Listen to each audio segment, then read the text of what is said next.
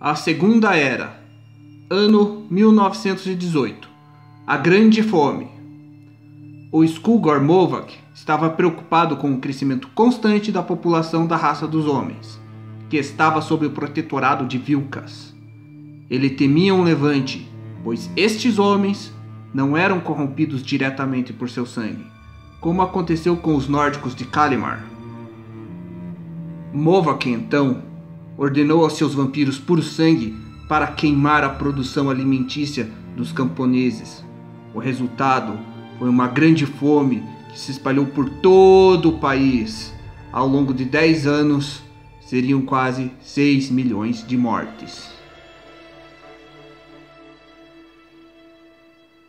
Também neste ano, os lusitanos são atormentados por dragões e lobisomens que aparecem nos portos e atacam as maiores cidades.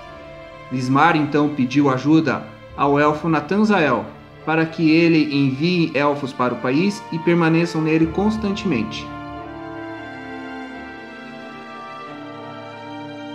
Ano 1928. O fim da Grande Fome.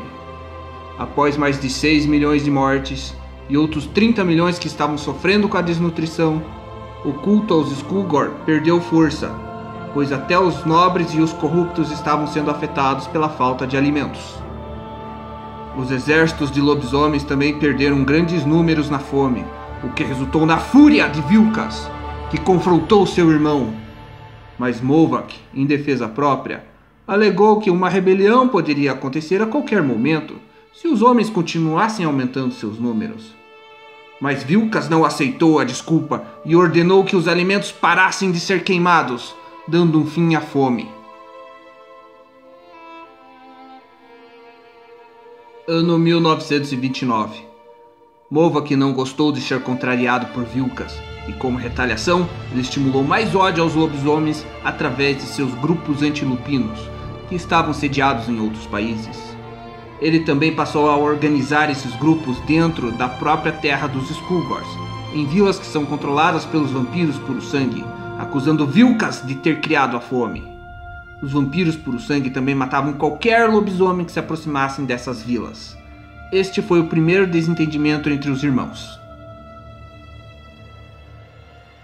Ano 1946.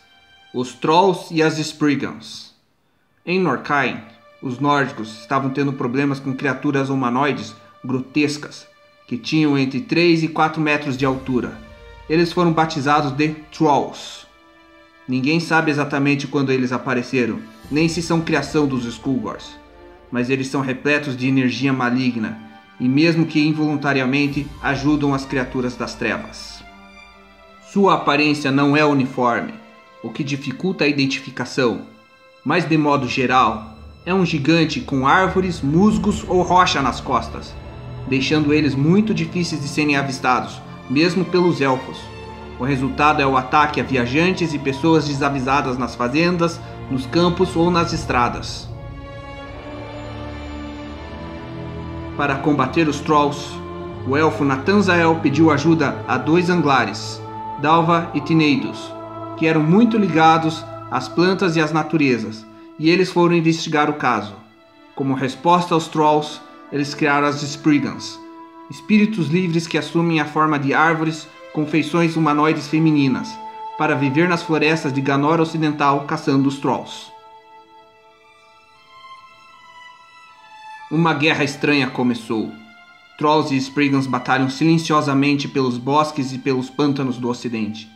Os nórdicos encontravam os corpos deles sem saber direito o que tinha acontecido, e muitas lendas foram criadas. A guerra duraria décadas, e poucos homens foram capazes de testemunhá-la. Um efeito colateral não planejado por Dalva e Tineidos foi a criação de pequenas religiões para a adoração das Spriggans.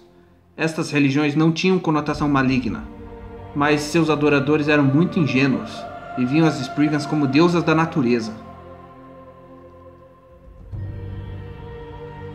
Ano 1977. A Anglar Gabriela enviou cartas para diversos povos élficos, os convocando para um grande conselho de guerra, para se debater a segurança do mundo. A ameaça dos Skullgors precisava ser discutida.